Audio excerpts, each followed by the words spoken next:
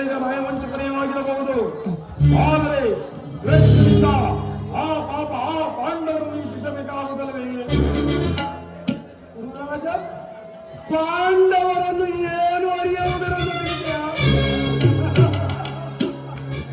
ಪಾಪ ಪುಣ್ಯ ದಯೆ ಧರ್ಮ ದಾಸನ್ಯ ಈ ನನ್ನ ಸೋದರಳಿಯನ ಬಾಯಲ್ಲಿ ಪಾಪ ಪುಣ್ಯಗಳ ವಿಮರ್ಶೆ. ಪಾಂಡವರು ಶ್ರೀಕೃಷ್ಣನ ಆಜ್ಞಾಪಾಲಕರು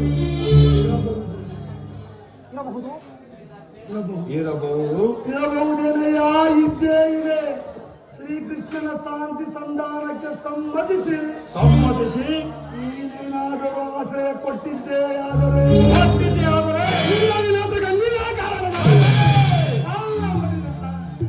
ಆ ಏಡಿ ಪಾಂಡವರು ನನ್ನೊಡನೆ ಪಗಡೆ ಆಟದಲ್ಲಿ ಸೋಲಾದರೆ ರಾಜ್ಯದ ಮೇಲಿನ ಹಕ್ಕು ಬಾಧ್ಯತೆಗಳೆಲ್ಲವೂ ನಷ್ಟವಾದರು. ಪುನಃ ಅದನ್ನು ಹೊಂದುವುದೆಂದರೆ ಕ್ಷತ್ರಿಯ ವೀರರಿಂದ ಅನುಭಕ್ತರಾದ ಈ ಕುರುಭೂಮಿಯನ್ನು ಭಿಕ್ಷುಕರಾಂಜನೆಯಲ್ಲಿಡುವುದು ಉಚಿತವಲ್ಲ. ಹಾಗೇನಾದರೂ ಒಂದು ವೇಳೆ ಆ ಪಾಂಡವರು ರಾಜ್ಯಕ್ಕಾಗಿ ಹಂಬಲಿಸಿದ್ದೇ ರಾಮಕ್ಷೇತ್ರದಲ್ಲಿ ಅವನ್ನು ಬಿಟ್ಟು ದೇಯಿ ದೇಯಿ ದೇಯಿ ಎಂಬ ಧೈರ್ಯಕ್ಕೆ ಹೇಗೆ ಗುರುರಾಜ?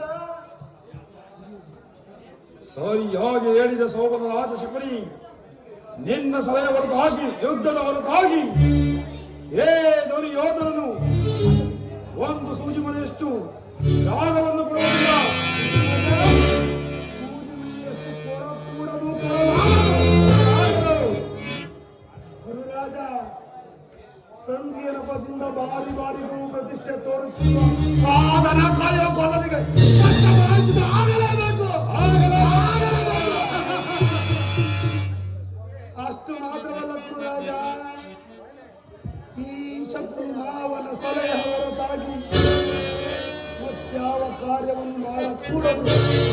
ಮಾವ, ನಿನ್ನ ಸಲಹೆ ಹೊರತಾಗಿ ಯೋಧನನ್ನು ಯಾವುದೇ ಕಾರ್ಯವನ್ನು ಮಾಡುವುದಿಲ್ಲ. ಮಾಡುವುದಿಲ್ಲ ಗುರುರಾಜ, ಮಾಡುವಂತಿಲ್ಲ.